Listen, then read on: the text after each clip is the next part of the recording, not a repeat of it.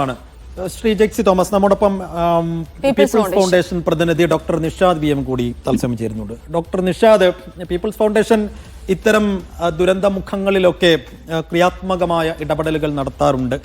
ഇപ്പോൾ ഇവിടെ ഭവന നിർമ്മാണം എന്നതിനൊപ്പം ഈ ദുരിതബാധിതർക്ക് വേണ്ട പലതരത്തിലുള്ള സഹായങ്ങൾ, അവരുടെ ജോലി സഹായം, അവരുടെ വിദ്യാഭ്യാസ സഹായം, ഇത്തരം സംഗതികളിലൊക്കെ വലിയ വാഗ്ദാനങ്ങൾ പീപ്പിൾസ് ഫൗണ്ടേഷൻ തുടക്കത്തിൽ നൽകിയിരുന്നു.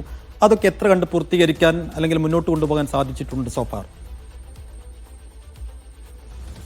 പീപ്പിൾസ് ഫൗണ്ടേഷൻ ദുരന്ത ബാധിതരായ ആളുകൾക്ക് വേണ്ടി പ്രഖ്യാപിച്ച പദ്ധതി റൈസ് മേപ്പാടി എന്ന പദ്ധതി, ആ പദ്ധതിയുടെ പ്രവർത്തനങ്ങൾ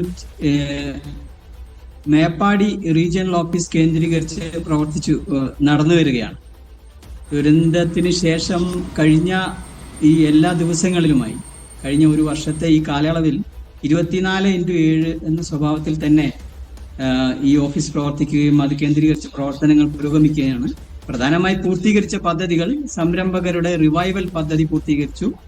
88 സംരംഭങ്ങളാണ് മുണ്ടക്കൈ ചൂരൽമല ടൗൺ, മുണ്ടക്കൈ അങ്ങാടിയിലുമായി ഉണ്ടായിരുന്നത്. ഈ 88 സംരംഭങ്ങളുടെ പുനരധിവാസ പദ്ധതിക്ക് അതിന്റെ റിവൈവൽ പ്രോജക്റ്റിന് നേതൃത്വം കൊടുക്കുകയും മറ്റു ഇതര സന്നദ്ധ സംഘടനകളോടുകൂടി സഹായത്തോടുകൂടി അത് പുനരധിവാസം പൂർത്തീകരിക്കുകയും ചെയ്തു. അതിൽ 77 എണ്ണം പുനഃസ്ഥാപിക്കപ്പെട്ട് കഴിഞ്ഞിരിക്കുന്നു. അതുപോലെ തന്നെ ലൈവ്ലിഹുഡ്, തൊഴിൽ മാർഗങ്ങൾ നഷ്ടപ്പെട്ട 100 പേർക്ക് തൊഴിൽ നൽകുന്ന പദ്ധതി, അതിന്റെ 60%, ഏകദേശം 60 പേരുടെ തൊഴിൽ പദ്ധതി പൂർത്തീകരിച്ചു കഴിഞ്ഞു. ഒപ്പം തന്നെ ഭവന നിർമ്മാണ പദ്ധതിയുമായി ബന്ധപ്പെട്ട് തൃക്കൈപ്പറ്റ ഭാഗത്ത് പീപ്പിൾസ് ഫൗണ്ടേഷൻ 4.5 ഏക്കർ ഭൂമി വിലക്ക് വാങ്ങുകയും അവിടെ അതിന്റെ പദ്ധതിയുടെ പ്രവർത്തനങ്ങൾ പുരോഗമിച്ചു വരികയുമാണ്. കൂടാതെ ഇതിലെ വളരെ പ്രധാനപ്പെട്ട ചില മേഖലകളുണ്ട്, ക്രിട്ടിക്കൽ ഗ്യാപ്പ് എന്ന് പറയാവുന്ന മേഖലകളുണ്ട്. 19.6% കുടുംബങ്ങളിൽ അവരുടെ വരുമാനദായകരായ കുടുംബനാഥന്മാർ നഷ്ടപ്പെട്ടിട്ടുണ്ട്. അത്തരം കുടുംബങ്ങൾക്ക് വേണ്ടിയുള്ള പെൻഷൻ പദ്ധതി ഇപ്പോഴും കാര്യക്ഷമമായി എല്ലാ മാസങ്ങളിലും പെൻഷൻ നൽകുന്ന രീതിയിൽ നടന്നു വരുന്നു. അതോടൊപ്പം തന്നെ ഈ പുനരധിവാസവുമായി ബന്ധപ്പെട്ട പ്രവർത്തനങ്ങളെ ഏകോപിപ്പിക്കുന്നതിന് വേണ്ടി വളരെ കൃത്യമായ പഠന പ്രവർത്തനങ്ങൾ നടത്തി വരുന്നു.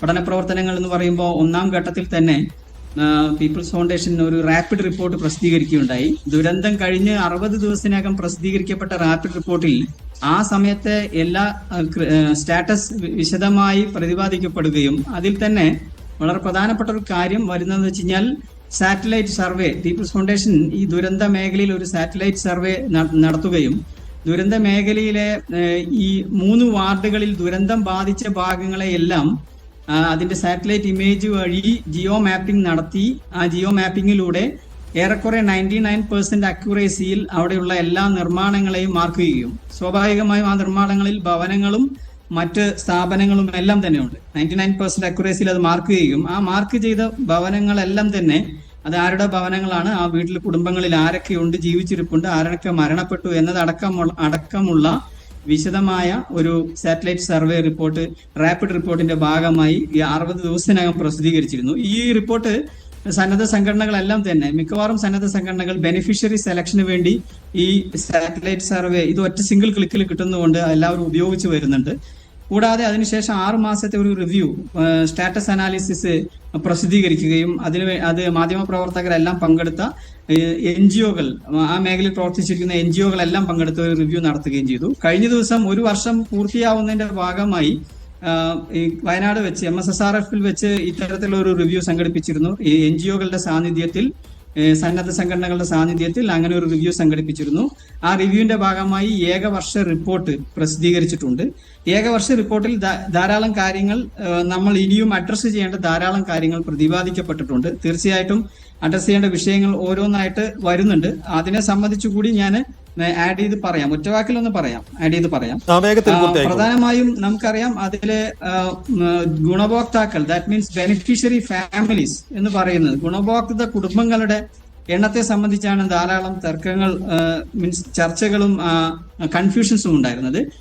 പീപ്പിൾസ് ഫൗണ്ടേഷന്റെ കണ്ടെത്തൽ പ്രകാരം 586 കുടുംബങ്ങൾ ആ ഗണത്തിൽ പെടുത്താവുന്ന കുടുംബങ്ങളായിട്ട് നമ്മുടെ സാറ്റലൈറ്റ് സർവേ പ്രകാരവും നമ്മൾ നടത്തിയ ഫീൽഡ് സ്റ്റഡി പ്രകാരം, ഫീൽഡ് സ്റ്റഡി എന്ന് പറയുമ്പോൾ 3 ഘട്ടങ്ങളിൽ നടത്തിയ പഠന പ്രകാരം, ഫീൽഡ് സ്റ്റഡിയിൽ തന്നെ നമ്മൾ സാറ്റലൈറ്റ് സർവേക്ക് ശേഷം ഒരു നീഡ് അസസ്മെന്റ് സർവേ നടത്തി. നീഡ് അസസ്മെന്റ് സർവേയിൽ ഈ കോബോ ടൂൾ ബോക്സ് പോലുള്ള ആധുനിക സംവിധാനങ്ങൾ ഉപയോഗിച്ച് നീഡ് അസസ്മെന്റ് സർവേ നടത്തി. അതുപോലെ തന്നെ അതിനുശേഷം നമ്മൾ വീണ്ടും സെക്കൻഡറി ആയിട്ട് നീഡ് അസസ്മെന്റിന് ശേഷം സ്റ്റാറ്റസ് അനാലിസിസ് സർവേ നടത്തി. പാർട്ടിസിപ്പേറ്ററി റൂറൽ അപ്രൈസൽ മോഡൽ എന്ന് പറയുന്ന വളരെ ശാസ്ത്രീയമായ മാതൃകകൾ ഉപയോഗിച്ചാണ് need assessment status analysis survey നടത്തിയത്. അതുപ്രകാരം 586 ഗുണഭോക്തൃ കുടുംബങ്ങളാണ് അവിടെയുള്ളത്. ഇതിൽ തന്നെ നമ്മൾ മനസ്സിലാക്കേണ്ടത് ഇതിൽ 402 കുടുംബങ്ങൾ സർക്കാർ ലിസ്റ്റിൽ വന്നിട്ടുണ്ട്.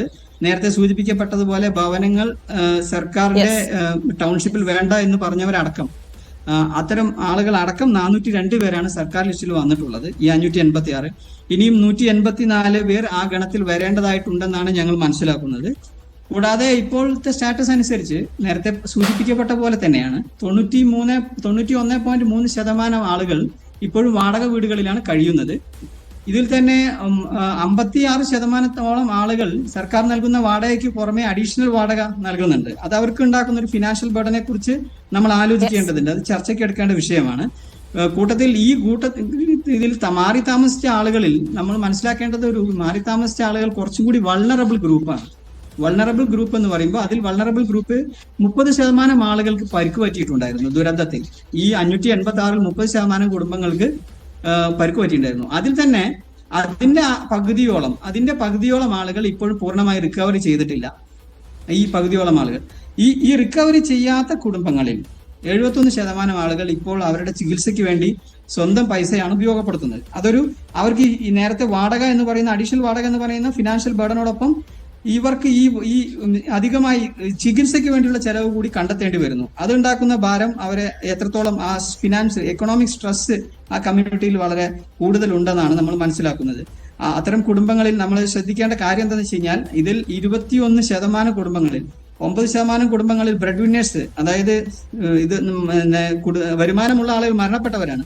ഇതടക്കം മാരകമായി പരിക്ക് പറ്റിയവരടക്കം 21% ആളുകളിൽ ഇപ്പോൾ ഏണിംഗ് മെമ്പർ ഇല്ല എന്ന് കൂടി നമ്മൾ മനസ്സിലാക്കണം. ഏണിംഗ് മെമ്പർ ഇല്ലാത്ത. ശരി നിഷാദ്, എന്നാൽ താങ്കൾ പറഞ്ഞ അക്കാര്യങ്ങളിലേക്ക് കൂടെ വളരെ ശ്രദ്ധ കേന്ദ്രീകരിക്കേണ്ടതാണ്. മാത്രമല്ല ഈ സർക്കാർ സംവിധാനങ്ങൾക്ക് പുറമെ സന്നദ്ധ സംഘടനകൾ അവരുടെ ഒരു നിതാന്ത പരിശ്രമം കൂടിയാണ് ഈ മുണ്ടക്കൈ ചൂരൽമല നിവാസികൾക്ക് വലിയ ആശ്വാസം നൽകിയിരിക്കുന്നതിൽ പീപ്പിൾ ഫൗണ്ടേഷൻ ഉണ്ട്, മറ്റനേകം സന്നദ്ധ സംഘടനകൾ കൂടി അത്തരത്തിൽ പ്രവർത്തിക്കുന്നുണ്ട്. അതിനിടയിൽ ഈ